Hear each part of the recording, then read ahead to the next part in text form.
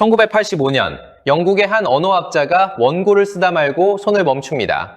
책상 위엔 세상 모든 문자를 정리한 표가 놓여 있었어요. 그림으로 뜻을 나타내는 문자, 글자 하나가 뜻 하나인 문자, 글자 하나가 음절 하나인 문자, 그리고 소리 하나에 글자 하나인 알파벳, 4개의 칸, 지구상에 존재하는 400개 넘는 문자를 이 4칸에 다 집어넣으면 되는 작업이었습니다. 한자도 들어갔고, 아랍 문자도 들어갔고, 히브리 문자도, 태국 문자도, 인도 문자도 순순히 자기 자리를 찾아갔어요. 그런데 딱 하나가 남았습니다. 이 사람은 그 문자를 한참 들여다봤어요. 분명 소리를 적는 알파벳 계열입니다.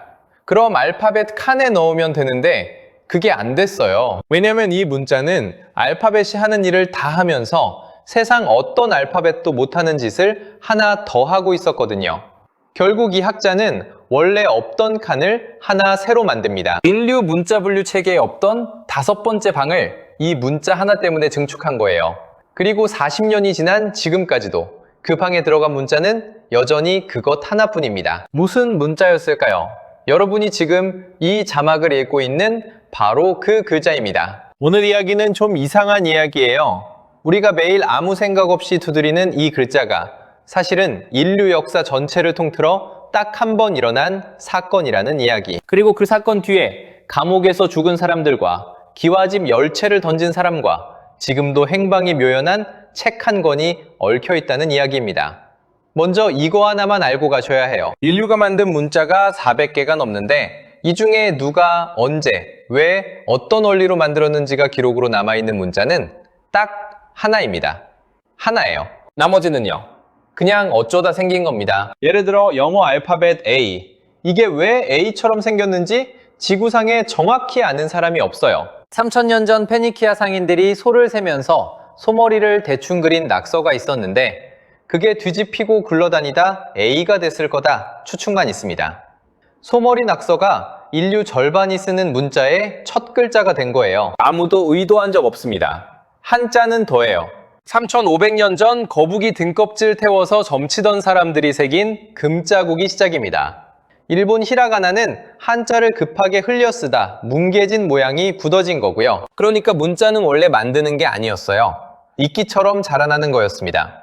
설계자도 없고 설계도도 없는 것. 인류 문명 5000년 동안 이게 상식이었어요. 그런데 1443년 조선의 한 왕이 이 상식을 통째로 박살냅니다. 만든 사람이 있어요. 세종, 만든 연도가 있습니다. 왜 만들었는지 이유가 적혀 있고요. 그리고 진짜 소름 끼치는 건 이 글자들을 무슨 원리로 설계했는지 조목조목 적어놓은 해설서까지 남아있다는 겁니다. 훈민정음 해례본이에요. 이 책을 펴보면 이런 식으로 적혀 있습니다. 이 글자는 혀뿌리가 목구멍을 막는 모양을 본떴다. 닌, 혀끝이 윗잇몸에 닿는 모양이다. 실은 입모양, 셔든 이빨 모양, 이는 목구멍 모양이다. 지금 한번 그 하고 소리 내보세요. 혀 뒤쪽이 목구멍에서 딱 막히는 게 느껴지시죠? 그 순간에 내 입속 사진이 그대로 글자가 된 겁니다. 모음은 하늘을 뜻하는 점, 땅을 뜻하는 가로선, 사람을 뜻하는 세로선, 이 세 개를 조합해서 아, 으, 태를 만들었어요. 자, 그럼 아까 그 영국 학자가 왜 손을 멈췄는지 이제 설명이 됩니다. 껑의 획을 하나 그으면 이 됩니다. 소리가 세졌죠? 니의 획을 그으면 늪, 또 그으면 칠, 에 더하면 넵, 또 더하면 때. 글자 모양이 조금 변하면 소리도 딱 그만큼 규칙적으로 변해요.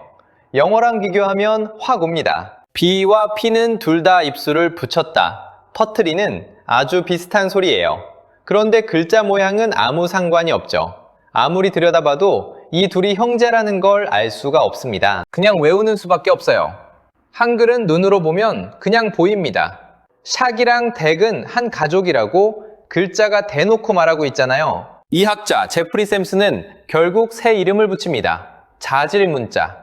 소리의 성질이 글자 모양에 그대로 반영된 문자라는 뜻이에요. 인류가 400개 넘는 문자를 만드는 동안 아무도 도달하지 못한 자리에 15세기 조선 사람이 혼자 먼저가 있었던 겁니다.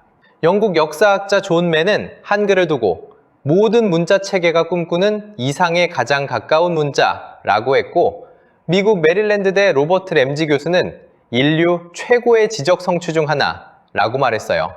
우리끼리 하는 자화자찬이 아니라 남의 나라 학자들이 먼저 손을 든 겁니다. 유네스코가 전 세계 문맹 퇴치에 공을 세운 사람에게 주는 상 이름이 뭔지 아세요? 세종대왕 문해상입니다. 유엔 산하기구가 조선 임금 이름을 딴 상을 매년 전 세계에 주고 있어요. 참, 인터넷에 한글이 세계문자 올림픽에서 금메달 땄다는 얘기 도는 거 보셨을 겁니다. 이건 솔직히 말씀드리게요. 뉴스에 나온 적은 있는데 그 대회의 권위에 대해선 말이 많습니다. 굳이 그런 걸 갖다 붙일 필요가 없어요. 진짜 이야기가 훨씬 세거든요. 왜냐하면 이 대단한 물건이 세상에 나오자마자 어떤 취급을 받았는지 아시면 기가 막히실 겁니다. 1444년 집현전 부제학 최만리가 반대 상소를 올려요.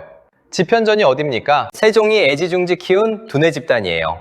그 집현전 2인자가 앞장서서 반대한 겁니다. 논리는 이랬어요. 중국과 같은 문자를 쓰는 게 문명국의 도리인데 따로 문자를 만드는 건 오랑캐나 하는 짓이라고.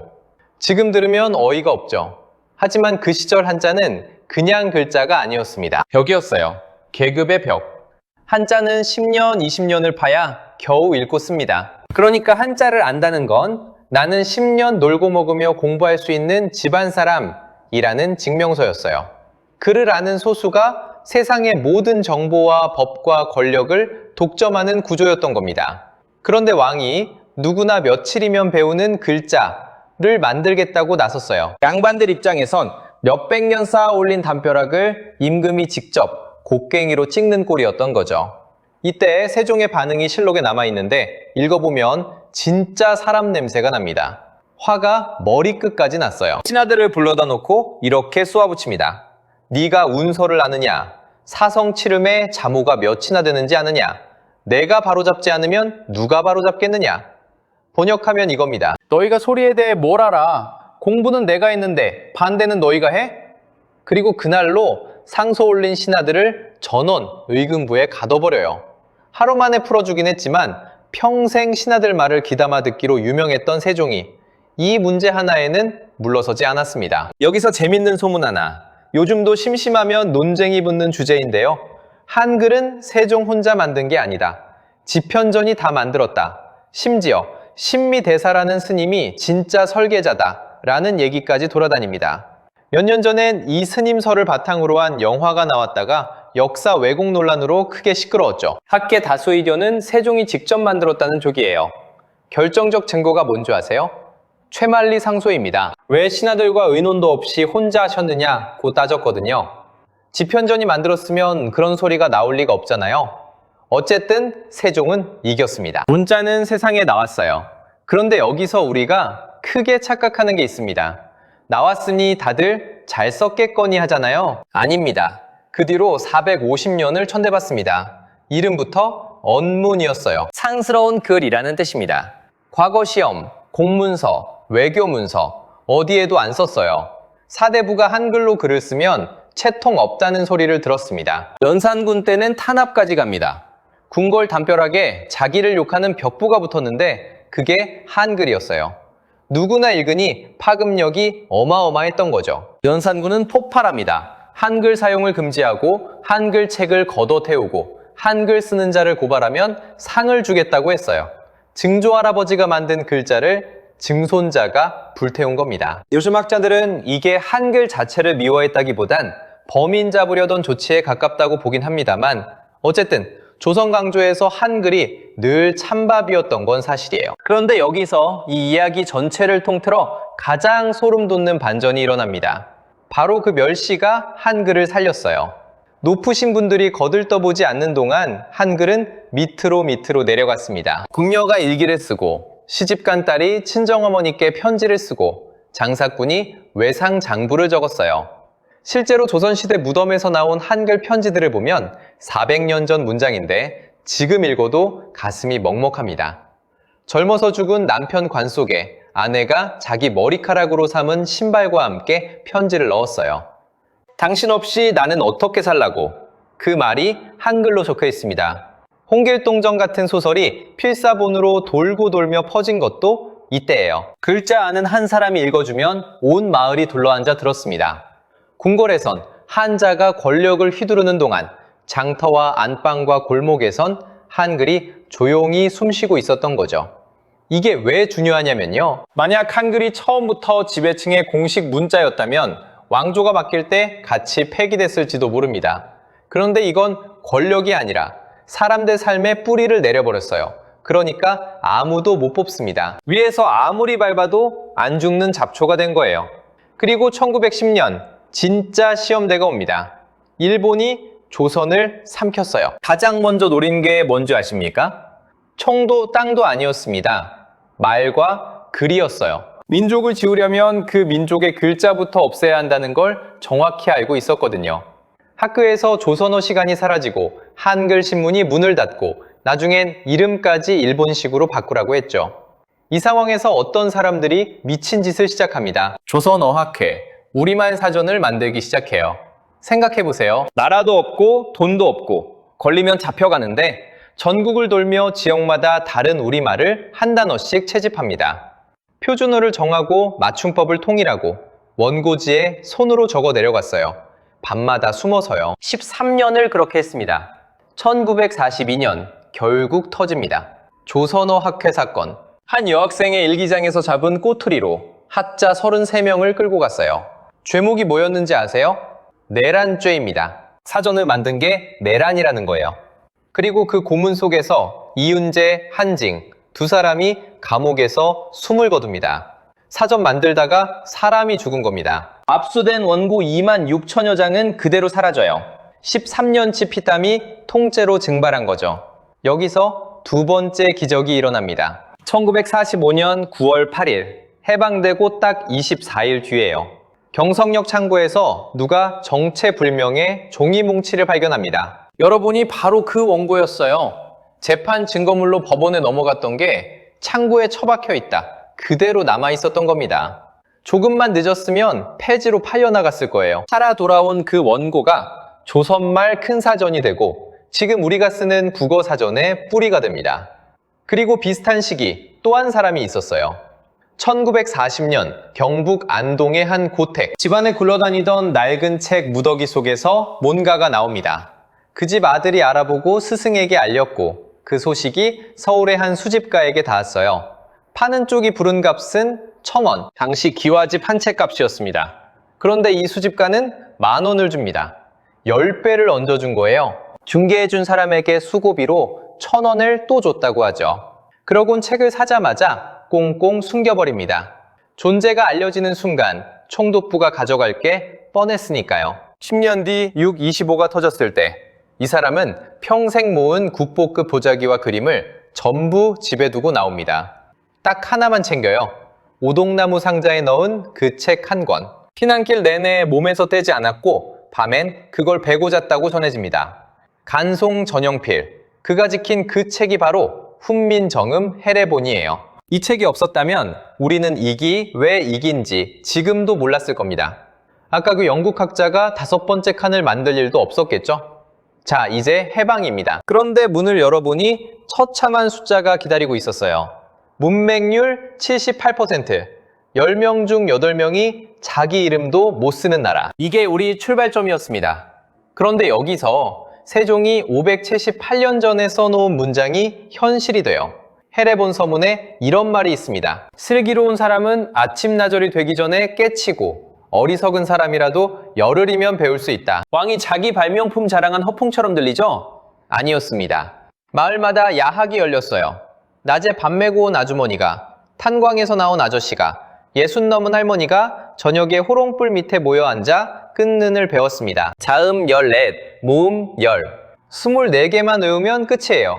그걸 조합하면 10,000개가 넘는 글자를 읽고 씁니다. 한자였으면 최소 3,000자를 외워야 신문 하나를 봐요. 중국은 글자를 간단하게 뜯어 고치는 대공사까지 하고도 수십 년이 걸렸습니다. 우리는 그 벽 자체가 없었어요.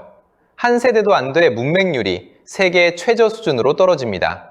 글을 읽으니 설명서를 보고, 설명서를 보니 기계를 돌리고, 기계가 도니 물건을 수출했어요. 한강의 기적이라고들 하는데 그 첫 번째 엔진은 반도체도 조선소도 아니었습니다. 24개짜리 글자였어요. 그리고 아무도 예상 못한 데서 한 번 더 터집니다. 휴대폰이요. 한자 쓰는 나라들은 지금도 글자 하나 치려면 2단계를 거칩니다. 중국은 발음을 알파벳으로 친 다음 후보 중에 한자를 골라야 하고, 일본도 히라가나 친 뒤 바꿔야 해요. 한글은요? 그냥 칩니다. 누른 대로 글자가 돼요. 거기다 초성 검색, 연틈만 쳐도 엄마가 뜨죠. 자음과 모음이 네모 한 칸에 딱 조립되니까 가능한 겁니다. 15세기에 설계된 글자가 스마트폰을 미리 보고 만든 것처럼 굴러가고 있어요. 그리고 지금 진짜 놀라운 일이 벌어지고 있습니다. 외국인이 보는 한국어 능력 시험 응시자가 2021년에 33만 명이었어요. 그게 2025년에 55만 명을 넘겼습니다. 4년 만에 거의 2배예요. 시험 횟수가 모자라서 내년엔 15번으로 늘리고 컴퓨터 시험을 17개국으로 확대한다고 합니다. 세계 최대 언어학습 앱 듀오링고 2025년 보고서에선 한국어가 전 세계에서 6번째로 많이 공부하는 언어에 올랐어요. 이탈리아어를 제쳤습니다. 세종학당은 87개국에 252곳인데 작년 수강생이 24만 명 가까이 돼요. 여기서 오픈 얘기가 있습니다. 자리가 모자라 대기자가 줄을 섰다는 거예요. 어떤 나라는 대기 인원이 너무 많아 급히 학당을 새로 열었다고 합니다. 인도는 좀 무섭습니다. 명문 내루대 한국어학과가 30명 꼽는데 10만 명이 지원했어요. 3,300대 1. 우리 의대 경쟁률이 명함도 못 내밉니다. 그 학교는 경비원 아저씨도 한국말을 한다는 얘기가 돌 정도예요. 베트남에선 한국어가 대입 과목이고 한국어 하는 사람 월급이 평균의 몇 배랍니다. 한때 아무도 안 쳐다보던 글자가 누군가에겐 인생을 바꾸는 사다리가 된 거죠. 영국은 학생들이 학교에 찾아가 한국어 수업을 만들어 달라고 요구하고 있고요. 옥스퍼드 영어 사전은 한국어 단어를 번역도 안 하고 소리 나는 대로 집어넣고 있습니다. 다음 후보로 아줌마가 검토되고 있다는 얘기까지 나와요. 영어 사전에 아줌마가 실리는 날이 오는 겁니다. 심지어 자기네 말을 한글로 적기로 한 민족도 있어요. 인도네시아 부톤 섬의 찌아찌아족. 말은 있는데 글자가 없어서 자기들 소리를 가장 잘 담는 문자로 한글을 골랐습니다. 지금도 그 마을 학교에선 아이들이 한글로 자기네 말을 적고 거리 간판에도 한글이 붙어 있어요. 자, 마지막으로 씁쓸한 이야기 하나만 하고 마무리할게요. 해례본이 몇 권 남아있는지 아세요? 세상에 딱 2권 확인됐습니다. 하나는 간송이 목숨 걸고 지킨 그 책, 또 하나가 2008년 경북 상주에서 나타났어요. 이른바 상주본입니다. 그런데 이게 지금 어디 있는지 아무도 모릅니다. 소장자라는 사람이 있는데 법원은 이 책의 소유권이 국가에 있다고 이미 최종 판결했어요. 그런데 안 내놓습니다. 조건이 뭐냐면 1,000억 원. 1,000억을 주면 즉각 내놓겠다는 거예요. 반환 공문을 20번 넘게 보내고 압수수색까지 했는데 못 찾았습니다. 몇 년 전 그 집에 불이 났을 때 책 일부가 그을렸다는 얘기가 흘러나왔고 어디 다방금고에 있다더라, 산에 묻었다더라 소문만 무성해요. 진위는 아무도 모릅니다. 기와집 10채를 던져 지킨 사람이 있고 1,000억을 부르며 감춘 사람이 있는 겁니다. 같은 책을 두고요. 정리해볼까요? 한 임금이 눈이 멀어가면서 만들었습니다. 신하들이 목숨 걸고 반대했고 왕손이 불태웠고 양반들이 450년을 무시했어요. 그런데 백성들 안방에서 살아남았습니다. 나라가 없어지자 학자들이 감옥에서 죽어가며 지켰고 수집가 하나가 재산을 털어 사들여 전쟁통에 베고 잤어요. 그렇게 살아남은 글자가 18이 까막눈이던 나라를 한 세대 만에 일으켰고 지금은 지구 반대편 사람들이 3,300대 2를 뚫고 배우겠다고 줄을 서 있습니다. 세종이 서문에 쓴 문장이 이겁니다. 우리나라 말이 중국과 달라 서로 통하지 않으니 어리석은 백성이 말하고 싶은 것이 있어도 끝내 제 뜻을 펴지 못하는 사람이 많다. 내가 이를 딱하게 여겨 새로 28글자를 만든다. 억울한 일을 당하고도 말을 못하는 사람들이 안쓰러워서 만들었다는 겁니다. 왕이 그런 이유로 문자를 만든 사례가 인류 역사에 또 있습니까? 없어요. 오늘 밤 휴대폰으로 문자 하나 보내실 때 그 글자들 딱 한 번만 다시 봐주세요. 은 혀뿌리가 목구멍을 막는 모양이고 7은 입모양입니다. 578년 전 누군가가 여러분이 하고 싶은 말을 할 수 있게 하려고 그렇게 그려놓은 겁니다. 재미있게 보셨다면 구독과 좋아요 부탁드릴게요. 여러분은 어느 대목이 가장 뭉클하셨나요? 정석력 창고의 원고 몽치인가요? 오동나무 상자인가요? 댓글로 꼭 들려주세요.